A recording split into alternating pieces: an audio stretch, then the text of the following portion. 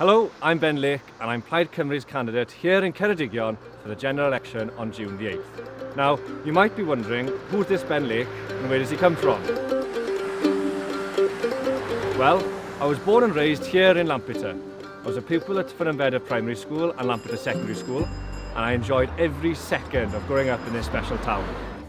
I then went off to university to study history at Oxford, and after receiving my Masters, I decided to come back to Wales, first to work for Elin Jones at her office in Aberystwyth, and then as a researcher for Plaid Cymru in the National Assembly.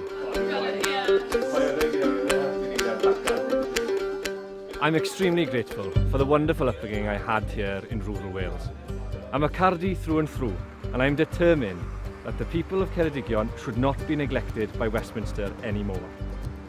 My ambition isn't to become an MP, but rather to serve the people of Ceredigion as their MP. Now, this election is different, and this time Ceredigion needs a different voice. I'm young, energetic, and I'm proud to consider myself a Cardi. If I'm fortunate enough to be elected on June the 8th, I promise to work tirelessly for the people of Ceredigion at Westminster.